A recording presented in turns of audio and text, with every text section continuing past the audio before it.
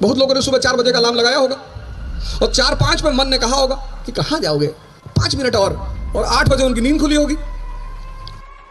क्या घोड़ा इतना दौड़ता है, उसका जीवन सिर्फ 20 वर्ष है, और अजगर सिर्फ सोता है, उसका जीवन 100 वर्ष है। मैं 4 लाइन कहूंगा बस, और उस 4 लाइन में सूत्र भी है उन्नति के, उत्थान के, उच्चतम स्तर पर पहुंचने के। आप सभी जितने लोग यहां बैठे हैं, सबकी अपनी महत्वाकांक्षा है, किसकी नहीं है। यहीं से यह कविता शुरू होती है।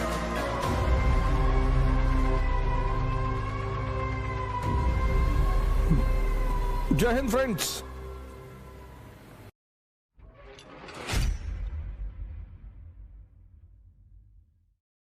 रामधारी सिंह दिनकर और निराला जी और ऐसे बहुत सारे भारत के कवि जिन्होंने हमेशा समाज को आईना दिखाने का काम किया, उसमें से रश्मिरथ मुझे बहुत ज़्यादा पसंद है, बहुत। और मैं यहाँ बैठे समस्त जो मेरे मित्रगण हैं, मैं उनसे निवेदन करूंगा कि आप रश्मिरथ जरूर पढ़ें। आदरणीय मुख्यमंत्री जी के सम्मान में मैं 4 लाइन कहूंगा बस, और उस 4 लाइन में सूत्र भी हैं उन्नति के, उत्थान के, उच्चतम स्तर पर पहुंचने के। आप सभी जितने लोग यहां बैठे हैं, सबकी अपनी महत्वाकांक्षा है, किसकी नहीं है। यहीं से यह कविता शुरू होती है। वसुधा का नेता कौन हुआ, भूखंड विजेता कौन हुआ, अतुलित यश क्रेता कौन हुआ, नवधर्म प्रणेता कौन हुआ। वसुधा, पूरी दुनिया का नेता कौन हुआ, प्रभु श्री राम। भूखंड विजेता कौन हुआ, सम्राट अशोक। अतुलित यश क्रेता कौन हुआ, श्री कृष्ण। नवधर्म प्रणेता कौन हुआ, भगवान बुद्ध। कौन हुआ मतलब वो कवि कह रहा है कि कौन लोग ये सब हुए,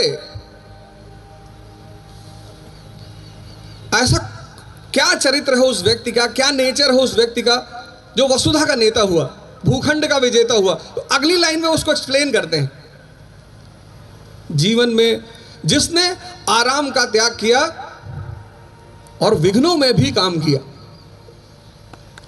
महत्वाकांक्षा के साथ जो चीज चलती है,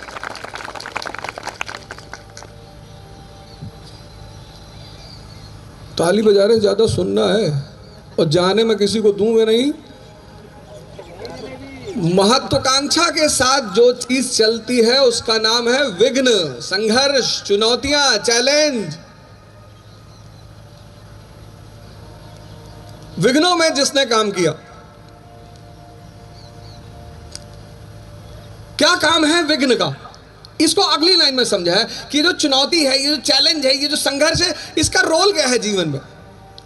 क्लास 12th के बाद जब मैं इलाहाबाद आया तो मैंने अपने पिताजी से कहा कि पिताजी इलाहाबाद भेज रहे हो। तब इलाहाबाद था इसलिए इलाहाबाद बोल रहा हूं, अभी जब आज की बात करूंगा तो प्रयागराज बोलूंगा। तो उन्होंने मुझसे एक बड़ी अच्छी बात कही और उन्होंने ही मुझे प्रेरणा दी रश्मिरथ पढ़ने की। जब हम पहली बार यहां आए तो शुरुआत में तो शौक था कि टिफिन मंगाएंगे। टिफिन आया, माता जी ने कहा चिंता की कोई बात नहीं, टिफिन आएगा, टिफिन में खाओ बढ़िया। तो मैंने कहा टिफिन वाले तो 10 रोटी देंगे नहीं, बोले 15 देंगे।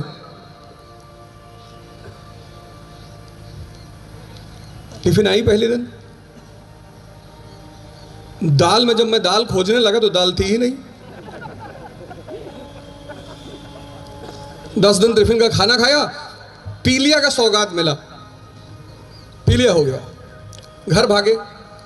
तो पिताजी ने कहा ऐसे थोड़ी, अब गए हो तो खुद से खाना बनाओ। विघ्नों में जिसने काम किया, विघ्न का काम क्या है, संघर्ष का काम क्या है।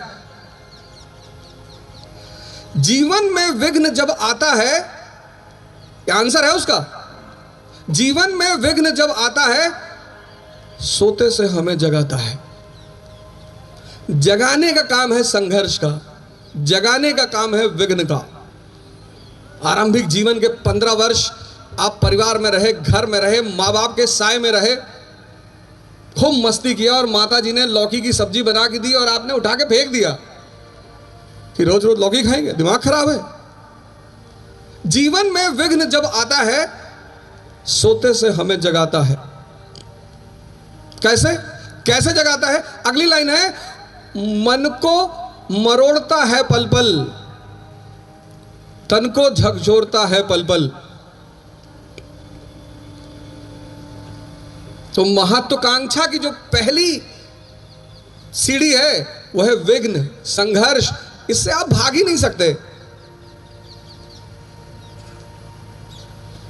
जब भी मैंने क्लास लिया, जहां भी क्लास लिया पूरे भारत में, यहां तक कि मैं भारत से बाहर जब मैंने क्लास लिया तो मैंने ध्यान और योग से ही शुरुआत की। जो पहला पोस्ट आज के प्रोग्राम पे मैंने डाला, मैंने यही लिखा कि सृजन की सबसे बड़ी आवश्यकता है शक्ति। आप कुछ सृजन करना चाहते हैं, कुछ बनना चाहते हैं, समाज में अपना स्थान बनाना चाहते हैं, बिना शक्ति के आप कहते हैं सर हम तो गुटखा खा के बना लेंगे।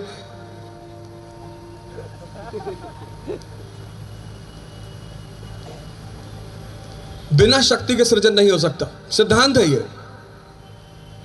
शक्ति आएगी कहां से? कौन सी शक्ति? पूजनीय महाराज जी ने आपको पहला महायोग कराया, अद्भुत योग, अद्भुत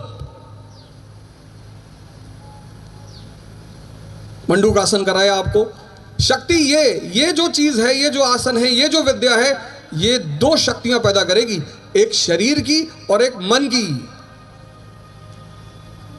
साइकोलॉजी आज एक सब्जेक्ट पैदा हुआ पश्चिम में। साइकोलॉजी बेटा है पूंजीवाद का।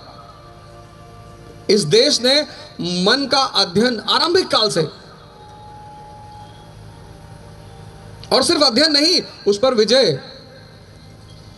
जीवन में विघ्न जब आता है सोने से हमें जगाता है, मन को मरोड़ता है पल पल।